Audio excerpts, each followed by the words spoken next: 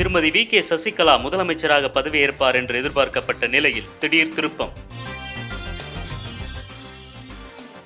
திருமதி வி.கே. சசிகலா முதலமைச்சராக பதவியேற்பார் என்று எதிர்பார்க்கப்பட்ட நிலையில் திடீர் திருப்பமாக முதலமைச்சர் பன்னீர்செல்வம் அதிமுக தலைமைக்கு எதிராக போர்க்கொடி தூக்கியுள்ளார். நேற்று இரவு மறைந்த முதல்வர் ஜெயலலிதா அவர்களின் நினைவிடத்தில் நீண்ட நேர தியானத்திற்கு பிறகு பேட்டியளித்த முதல்வர் பன்னீர்செல்வம் தாம் திட்டமிட்டு அவமானப்படுத்தப்படுவதாகவும் கட்டாயத்தின் அடிப்படையில் ராஜினாமா செய்ததாகவும் பகிரங்க குற்றச்சாட்டுகளை அதிமுகவின் தலைமைக்கு எதிராக சுமத்தினார்.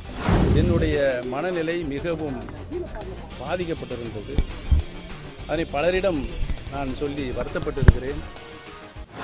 இதைத் தொடர்ந்து அவர் அக்கட்சியின் பொருளாளர் பதவியிலிருந்து விடுவிக்கப்பட்டார். மேலும் இன்று காலை செய்தியாளர்கள் சந்திப்பின் போது ஜெயலலிதாவின் மரணம் குறித்து விசாரணை கமிஷன் அமைக்கப்படும், முதல்வர் பதவியை ராஜினாமா செய்த கடிதத்தை தேவை இருப்பின் திரும்ப பெறுவேன் என கூறினார். இதைத் தொடர்ந்து அதிமுக பொதுச் செயலாளர் திருமதி வி.கே. சசிகலா அவர்கள் தலைமையில் நடந்த எம்எல்ஏக்கள் கூட்டத்தில் 131 எம்எல்ஏக்கள் திருமதி வி.கே. சசிகலா அவர்கள் முதல்வராக பதவியேற்க ஆதரவு தெரிவித்துள்ளனர். ஆளுநரின் வருகையை பொறுத்து சசிகலா முதல்வர் ஆவது குறித்து முடிவுகள் எடுக்கப்படும் என அதிமுக தலைமை வட்டாரங்கள் தெரிவிக்கின்றன.